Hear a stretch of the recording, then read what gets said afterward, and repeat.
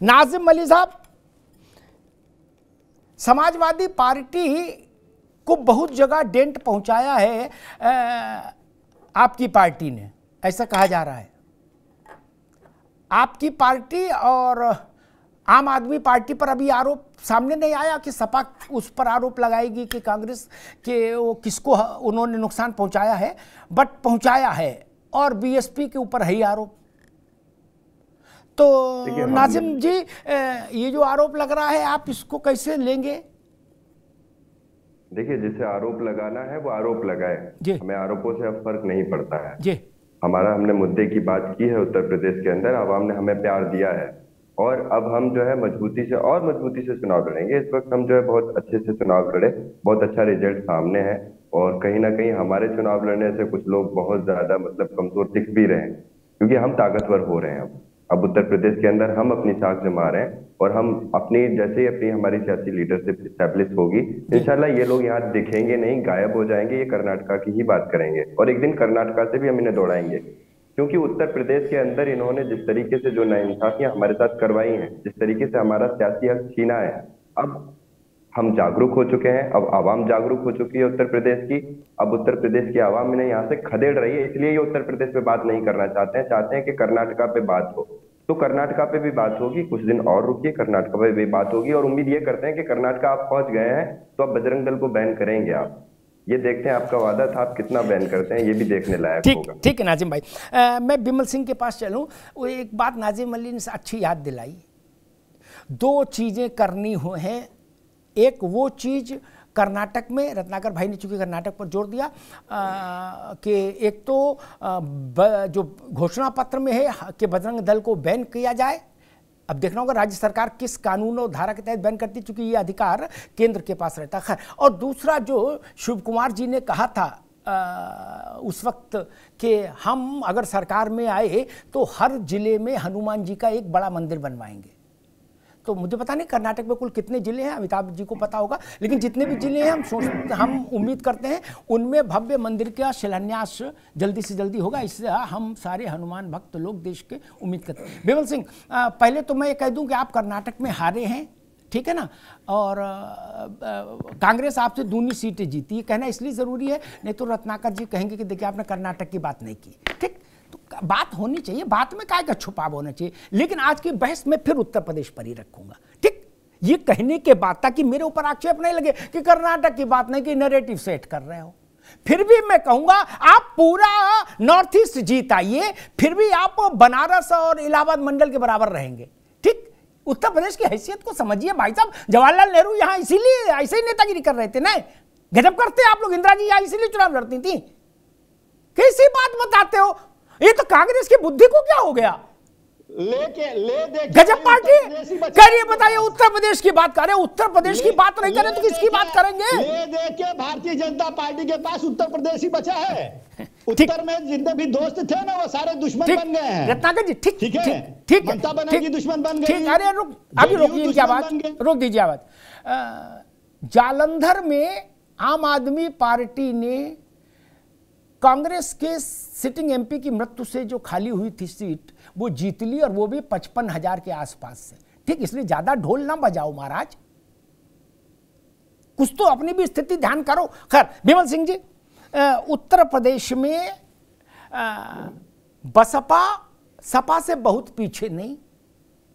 ठीक, अगर विश्लेषण करें तो, और बसपा सपा और कांग्रेस तीनों को जोड़ दें तो भी वो बीजेपी से पीछे रह जाते हैं। ये स्थिति तो बन गई। मनोज जी, ये ने मेरे बहस में ये सब मत करिए ड्रामा ना, जब बोले तब बात करिए, ये सब मेरे साथ नहीं, और चैनलों पर करिएगा, मेरे साथ नहीं ना। मैंने आपको पहले मना किया, तो मेरे साथ ये सब नहीं चलता। नो विमल सिंह, देखिए मैं बता दूंगा, आपको समझा दूंगा जी। अमिताभ जी, टीवी9 उत्तर प्रदेश उत्तराखंड के जरिए जो भी हमारे उम्मीदवार जीते हैं उनको मैं बधाई देना चाहूँगा। दूसरी चीज़ देखिए, उत्तर प्रदेश में जो है जिस तरीके से 17 नगर निगम में जो है भारतीय जनता पार्टी का जो है झंडा बुलंद हुआ है, चाहे मैं नगर पंचायत की बात करूं, उत्तर प्रदेश के अंदर जिस तरीके से विकास हो रहा है माननीय योगी आदित्यनाथ जी के द्वारा। देखिए रत्नाकर जी, मैं आपको बधाई दे देता हूं, कहीं आप कहेंगे कि बधाई, आपको बहुत सारी शुभकामनाएं, आप कर्नाटक में जीते हैं, लेकिन जिस तरीके से रत्नाकर जी बात रख रहे थे उत्तर प्रदेश में, अभी आपने उत्तर प्रदेश की जब बात की थी अमिताभ जी, ऐसा लग रहा था कि कोई बसपा का जो है प्रवक्ता आके बैठ गया है, बार बार बीएसपी का नाम ले रहे थे। हाँ, अभी हमारे समाजवादी पार्टी के प्रवक्ता मनोज यादव जी ने कहा कि जो भी चुनाव जीते हैं वो मच्छर ही मारेंगे। देखिए, भारतीय जनता पार्टी हमेशा स्वच्छता को लेकर जो है अग्रेसिव रहती है, हम स्वच्छता को वजूद देते हैं, और इसके साथ साथ जो है कम से कम मच्छर मार के उत्तर प्रदेश से डेंगू और मलेरिया को तो भगाएंगे अमिताभ जी। और जिस तरीके से उत्तर प्रदेश में योगी आदित्यनाथ जी के द्वारा कार्य किया गया है, चाहे अगर मैं बात करूं बेरोजगारी दर की जो 17.1 था आज 2.1 पे आके रुका हुआ है, चाहे मैं उत्तर प्रदेश के अंदर अर्थव्यवस्था की बात करूं जो 14वें नंबर पे था आज दूसरे नंबर पे जो है अर्थव्यवस्था बना हुआ है, चाहे मैं उद्योग की बात करूं उत्तर प्रदेश 12वें नंबर पे था आज जो है दूसरे नंबर पे है, चाहे मैं जो है एक्सप्रेसवे की बात करूं जो जिस उत्तर प्रदेश में सिर्फ 2017 से पहले 2 एक्सप्रेसवे थे, आज उत्तर प्रदेश में जो है लगभग जो है 5 एक्सप्रेसवे पे काम चालू है, 5 एक्सप्रेसवे बनाया जा चुका है और 8 एक्सप्रेसवे पे काम चालू है। उत्तर प्रदेश में चाहे मैं शिक्षा की बात करूं या स्वास्थ्य की बात करूं, उत्तर प्रदेश में सिर्फ 12 मेडिकल कॉलेज से आज जो है उत्तर प्रदेश में 50+ मेडिकल कॉलेज हो चुके हैं। अभी हमारे प्रवक्ता समाजवादी पार्टी के गिना रहे थे कि हम जो है बड़ी दमखम से चुनाव लड़े हैं। मैं बता देना चाहता हूं, जहां जहां पे अखिलेश यादव प्रचार करने गए हैं वहां वहां पे समाजवादी पार्टी चुनाव हारी है, और ये मेरा आंकड़ा नहीं है, गूगल उठाकर चेक कर लीजिए। दूसरी चीज, जिस तरीके से उत्तर प्रदेश की जनता माननीय मुख्यमंत्री जी के द्वारा किए गए कार्य को देख रही है, समझ रही है, और ग्राउंड लेवल पे जिस तरीके से विकास हो रहा है। मनोज यादव जी, मैं उत्तर प्रदेश के बलिया का रहने वाला हूं और 2017 से पहले भी मैं रहा हूं वहां पे, और 2017 के बाद भी मैं जाकर रहा हूं। जो कंडीशन है मैं आपके सामने रख देना चाहता हूं।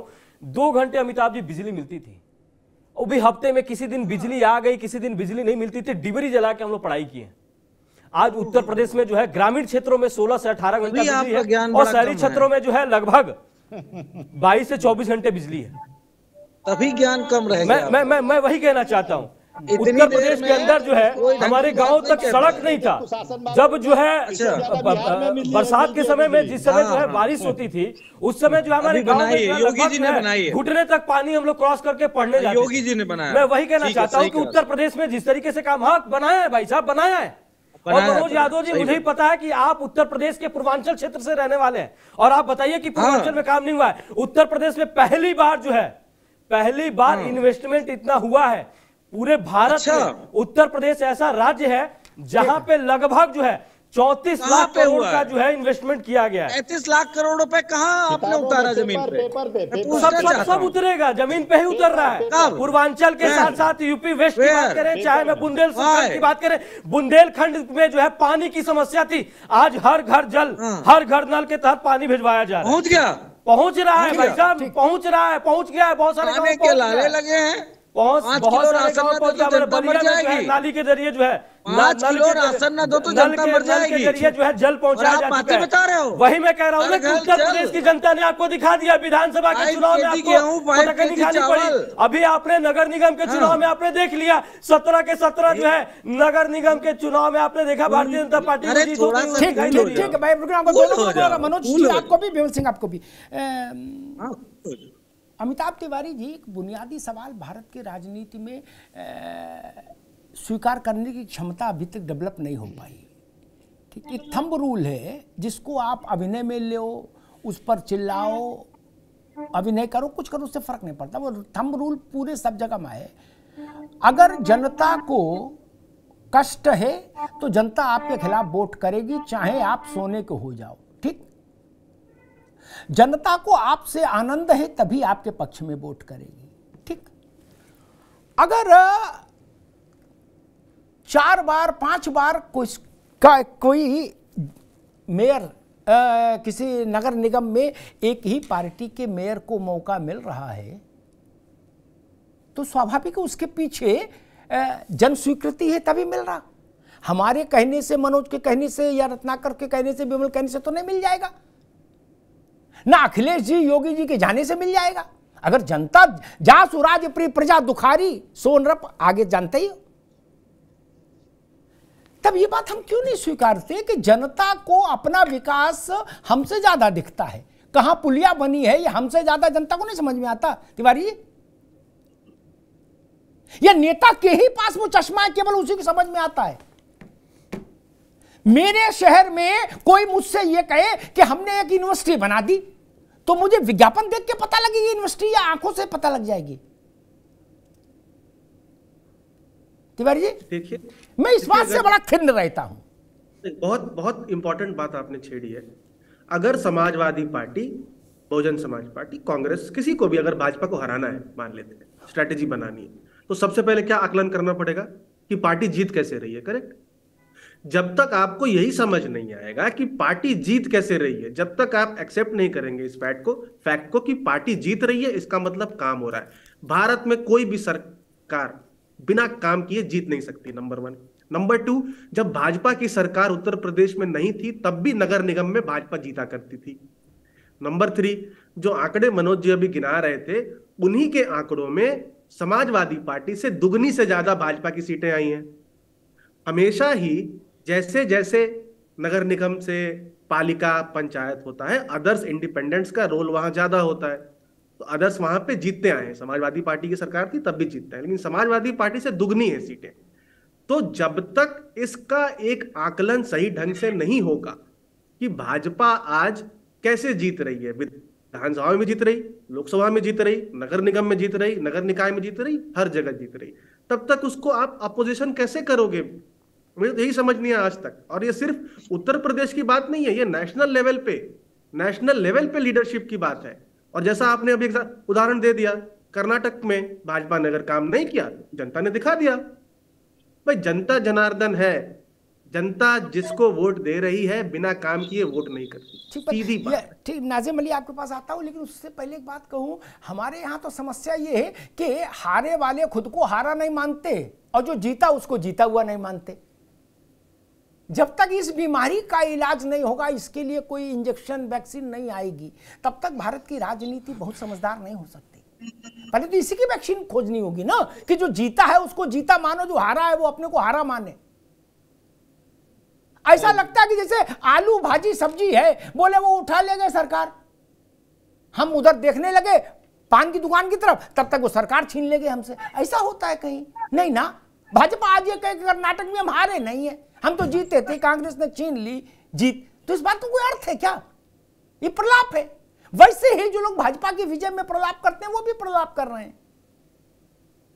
रत्नाकर सिंह अगर ये चाहते हैं कि कर्नाटक में विजय पर उनको एब्सोल्यूट बधाई मिले, तो उनके अंदर उतना नैतिक साहस होना चाहिए कि दूसरी जगह दूसरे लोग जीते तो उतना ही उदार होकर बधाई दीजिए, फिर वहां दाएं बाएं मत करिए।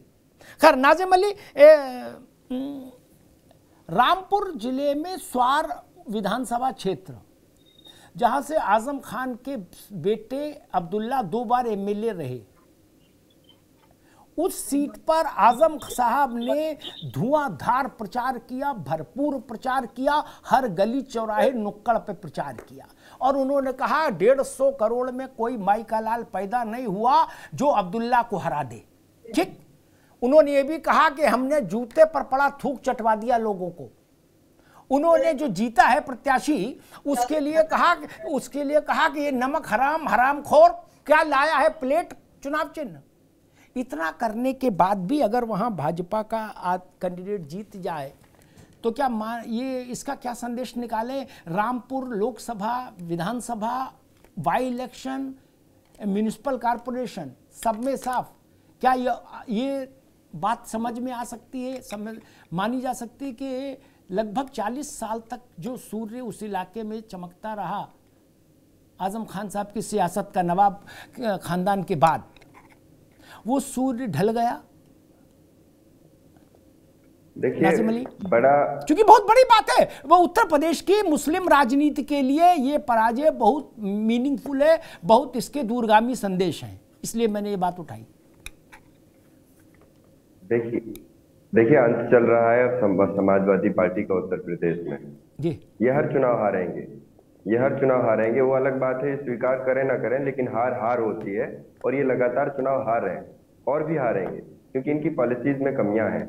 ये लोग जो है मुसलमानों से उनका वोट जो है ले लेते थे पहले। अब बहुत आसानी से मुसलमानों का वोट इन्हें, चाहे आजम खान साहब को भेजें या किसी और खान साहब को भेजें, अब इन्हें मुसलमानों का वोट नहीं मिल पाएगा, क्योंकि बहुत लंबे समय से मुसलमानों ने इन्हें वोट किया और इन्होंने क्या दिया, अपनी सरकारों में 400 से ज्यादा दंगे करा के हमारा खून बहाया, हमारा खून नालियों में बहता रहा। इन्होंने इंसाफ के नाम पर क्या किया, आप मुझे बताइए। इन्होंने हर मौके पर जियाउल हक को मारा गया, तब ये लोग जो है जिन्होंने जियाउल हक को मारा उसे मंत्री बना रहे हैं। क्या ये बात मुसलमानों की समझ में नहीं आती है? मुसलमान इस बात को बहुत अच्छे से जानता है और इनके दोहरे चरित्र को अब वो समझ गया है कि ये जो पार्टी है ये क्या करती है क्या नहीं करती है। अब मुस्लिम इलाकों से इन्हें वोट नहीं मिलेगा, ये हार माने या ना माने, लेकिन अब मुसलमानों ने दूसरा विकल्प मुसलमानों के सामने आ गया है। ऑल इंडिया मजलिस इत्तेहादुल मुस्लिमीन तमाम लोगों को साथ लेके चल रही है। आप देखिए, तमाम जितने भी लोग हैं तमाम उसके साथ आ रहे हैं और तेजी से ऑल इंडिया मजलिस इत्तेहादुल मुस्लिमीन आगे बढ़ रही है। देखिए, दलित भाई हमारे साथ हैं, हमारे साथ पिछड़े हैं, हमारे साथ मुसलमान हैं, आदिवासी हैं, सब लोग हमारे साथ हैं। तो हम लोगों को क्या दिक्कत है? अब हम लोग एक नया राजनीतिक विकल्प उत्तर प्रदेश में हम आवाम के सामने, और आवाम हम पे भरोसा कर रही है और इन्हें खदेड़ने का काम कर रही है। इसीलिए तो इन्हें कर्नाटक नजर आ रहा है, वरना तो इन्हें उत्तर प्रदेश नजर आता, अपनी शिकस्त नजर आती, अपनी हार नजर आती, और कहते स्वीकार करते कि हाँ हम हारे हैं और ऑल इंडिया मजलिस इत्तेहादुल मुस्लिमीन यहाँ पे आ गई है, वो मजबूत हो रही है हमसे ज्यादा, इसलिए हम हारे हैं। और भाजपा से MIM सीधा मुकाबला कर रही है, इसलिए MIM प्लस हुई है, हम भाजपा के साथ थे इसलिए हम हारे हैं। इन्हें अब स्वीकार करना चाहिए कि बहुत दिन ये लुक्का छुपी अब नहीं चलेगी, क्योंकि ये लोग संघ के साथ मिलकर काम कर रहे थे उत्तर प्रदेश में। भाजपा सारी चीजें अब है, अब एक विकल्प है, उसके सामने MIM है, वही विचारधारा बची है।